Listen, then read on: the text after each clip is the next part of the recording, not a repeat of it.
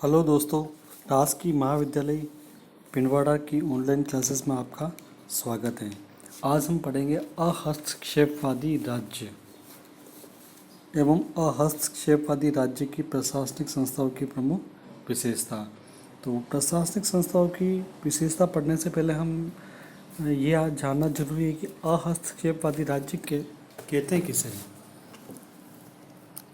इसको जानने के पश्चात ही हम इन राज्यों की प्रशासनिक संस्थाओं की विशेषता हम पढ़ेंगे। तो अहस्तक्षेपवादी राज्य, अगर इसका अहस्तक्षेपवादी का अगर मीनिंग देखें तो इसको इंग्लिश में लेजिस फेयर कहते हैं। ठीक है, लेजिस फेयर स्टेट, और जिसका अर्थ होता है अकेला छोड़ना, जाने देना, जो कर रहे हैं करने देना। तो इसका तात्पर्य होता है कि अहस्तक्षेपी राज्य का तात्पर्य ऐसे सिद्धांत या ऐसे सरकारी तंत्र से लिया जा सकता है जिसमें आर्थिक मामलों में स्वायत्ता प्राप्त होती है। इसके अंतर्गत ये माना जाता है कि सरकार को नागरिकों के आर्थिक मामलों में जितना कम हो सके उतना कम हस्तक्षेप करना चाहिए। इसके अलावा यह अवधारणा दूसरे के मामलों व कार्यों में हस्तक्षेप न करने और कार्यकरण की पूर्ण स्वतंत्रता देने की भी बात कहती है। तो यह हस्तक्षेपवादी राज्य का सीधा साधा अर्थ ये है कि भाई आर्थिक मामलों में राज्य का या सरकार का हस्तक्षेप नहीं होना चाहिए तथा निजी मामलों में भी लोगों को पर्याप्त स्वतंत्रता मिल जानी चाहिए। और अहस्तक्षेपवादी सिद्धांत तो यह कहता है कि राज्य तो आवश्यक हैं, जरूरी है, पर राज्य का नियंत्रण एक बुराई है। राज्य जरूरी लेकिन इसका नियंत्रण नहीं होना चाहिए। राज्य को अपने नागरिकों को सामाजिक, आर्थिक, राजनीतिक मामलों और अन्य क्षेत्रों में भी ज़्यादा से ज़्यादा अधिकार एवं सुविधा प्रदान करनी चाहिए। इसके अलावा नागरिकों पर किसी प्रकार का नियंत्रण भी नहीं होना चाहिए, उन पर कोई प्रतिबंध नहीं होना चाहिए, क्योंकि ये इसमें माना जाता है कि व्यक्ति के सामाजिक जीवन में या उसके भविष्य के निर्माण में जो आवश्यक स्वतंत्रता जरूरी होती है वो उनको स्वतंत्रता दे देनी चाहिए ताकि वह अपनी क्षमताओं और हितों का ज़्यादा से ज़्यादा विकास कर सके। ओसबर्न और गेबलर, फर्स्ट ईयर में पढ़ा था इनके बारे में। ओसबर्न और गेबलर ने एक पुस्तक लिखी थी, री इन्वेंटिंग गवर्नमेंट, जिसमें उन्होंने बताया था कि हमें और ज़्यादा सरकार नहीं चाहिए बल्कि ज़्यादा शासन चाहिए। शासन नागरिकों की समस्याओं को सामूहिक रूप से सुलझाने का एक साधन मात्र है। ठीक है, अगर हम इसकी बात करें लेजिस फेयर या अहस्तक्षेपवादी राज्य की अवधारणा का, तो ये शब्द है ना लेजिस फेयर, इस शब्द का सर्वप्रथम प्रयोग फ्रांस के एक व्यापारी था एम ली गेंड्रे द्वारा 1681 में प्रयोग किया गया था। इसमें गेंड्रे ने वहाँ के वित्त मंत्री को एक बात कही थी कि भाई जो व्यापारी होते हैं ना, व्यापारी को है ना स्वतंत्र छोड़ देना चाहिए, उन्हें अपना व्यापार करने के लिए पूर्ण स्वतंत्रता दी जानी चाहिए। ठीक है, जो सर्वप्रथम इस शब्द का प्रयोग उस समय किया गया था। और इस शब्द का अगर अर्थ देखें तो इसका तात्पर्य होता है कि प्रकृति के अपने अनुसार सब चलने दो, जैसा प्रकृति है ऐसे उनको चलने दो। और इस शब्द को विंसेंट डी गोर्डन ने प्रसिद्ध किया था। और जो फ्रांस में व्यापार उद्योग और जो प्रतिबंध लागू हुए थे उनको हटाने की उन्होंने बात कही थी, विंसेंट डी गोर्डन ने एक शब्द और भी कहा था कि हमारे फ्रांस में एक ब्यूरोमेनिया नामक बीमारी फैली हुई है, वो ब्यूरोक्रेसी के संबंध में। और फिर इसके बाद इंग्लैंड में इस शब्द का प्रचलन भी काफ़ी हुआ था। और इंग्लैंड में इसका प्रचलन होने के पीछे दो कारण था कि एक तो यहाँ औद्योगिक क्रांति चल रही थी, दूसरी व्यापारिक नीतियों की विफलता। जो पूर्व की जो व्यापारिक नीतियाँ थी वो उसकी विफलता। और इस अहस्तक्षेपवादी नीति का समर्थन एडम स्मिथ ने भी कहा था। उन्होंने व्यक्तिवादी सोच का समर्थन किया। तो और उनकी किताब है वेल्थ ऑफ नेशन में भी इसका उन्होंने डिटेल में वर्णन किया था।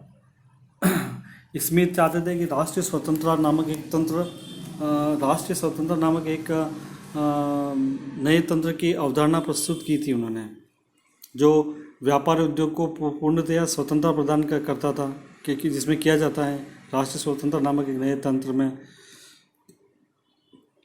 और जॉन स्टुअर्ट मिल नामक एक अन्य विद्वान ने एक प्रिंसिपल ऑफ पॉलिटिकल इकोनॉमिक में बताया कि सरकार को आर्थिक क्षेत्र की गतिविधियों में ज़्यादा हस्तक्षेप नहीं करना चाहिए। तो ये सारे इसकी एक अवधारणा के कुछ पहलू हैं। अब जो महत्वपूर्ण बिंदु है वो है अहस्तक्षेपवादी राज्य की मान्यता। आखिर अहस्तक्षेपवादी राज्य के जो समर्थक हैं वो सोचते क्या है, उनकी मान्यता क्या है। तो उनकी जो पहली मान्यता है वो है कि व्यक्तिगत अधिकार सर्वोच्च होते हैं, कि अहस्तक्षेपवादी राज्य में व्यक्तिगत अधिकारों की सर्वोच्चता होती है। सरकार का प्राथमिक कार्य होता है कि वह ऐसा माहौल या ऐसा वातावरण बनाए जिसमें व्यक्ति अपनी आवश्यकताओं को पूरा कर सके, और ऐसी परिस्थितियों का विकास करना जिसमें बाजार अपनी गतिविधियों को बिना किसी रोकथाम के या बिना किसी की हस्तक्षेप के संपादित कर सके। ऐसे व्यक्ति जो काम करना चाहते हैं उन्हें भौतिक और मानव संसाधन आसानी से उपलब्ध करवाया जाना भी इन राज्यों के प्रमुख दायित्व हैं। दूसरा है कार्य करने की इच्छा।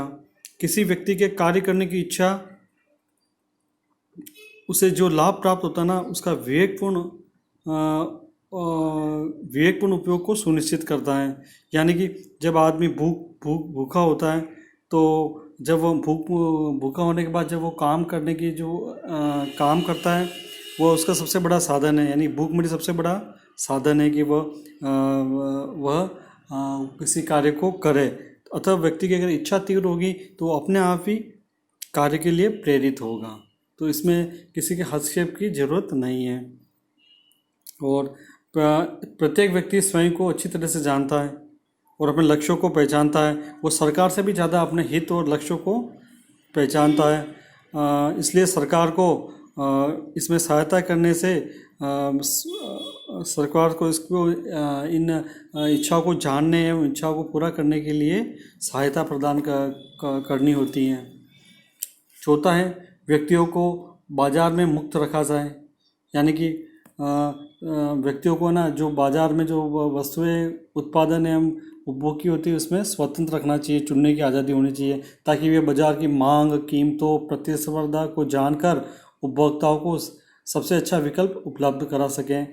इस प्रकार बाजार में सेवाओं और उत्पादन के बहुत सारे विकल्प उपलब्ध होंगे और इन विकल्पों में प्रतिस्पर्धा होगी, जिससे बाजार में सेवाएं उत्पादन की गुणवत्ता निश्चित होगी तथा कीमतों में भी एक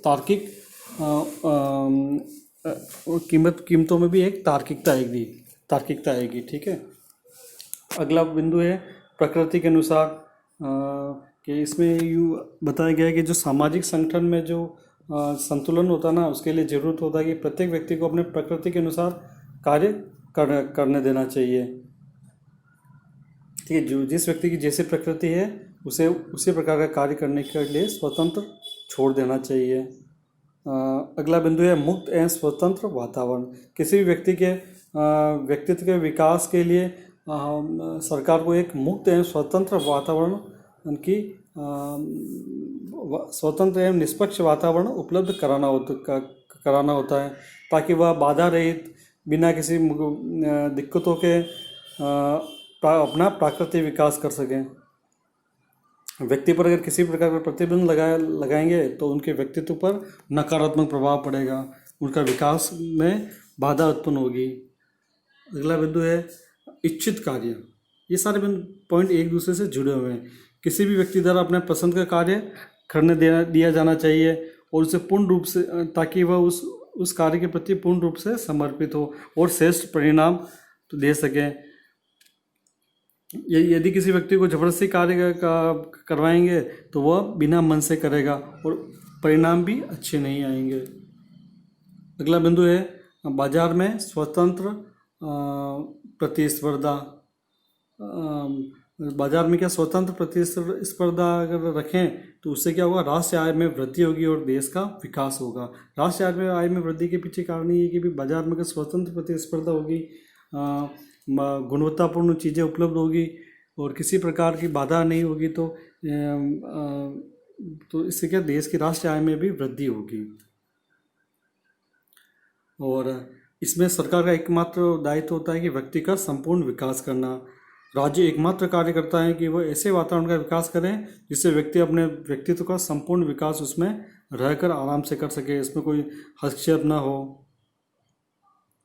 फिर आता है इनका सरकार की नियम की भूमिका। सरकार को सिर्फ नियम की कार्य करने चाहिए, किसी व्यक्ति या निजी संस्था के मुकाबले सरकार अच्छा उद्योग या व्यापार नहीं कर सकती है। इन्होंने बताया कि एक निजी या स्वतंत्र व्यक्ति होते हैं ना, वो सरकार से ज़्यादा अच्छे तरीके से कार्य कर सकते हैं, और सरकार को सिर्फ नियम की यानी कानून संबंधी कार्य ही, शांति व्यवस्था संबंधी कार्य ही करने चाहिए। तो ये होती है हस्तक्षेपवादी राज्य की मान्यता। ये मान्यता को जब हम इन राज्य के लक्षण पढ़ेंगे ना, तब और ज़्यादा आपको अच्छे से समझ में आएगा। ठीक है, इनको थोड़ा एक दो बार आप देखेंगे सुनेंगे तो आपको जल्दी समझ में आएगा। और आगे के जो वीडियो होगा उसमें हम पढ़ेंगे हस्तक्षेपवादी राज्य के लक्षण। धन्यवाद।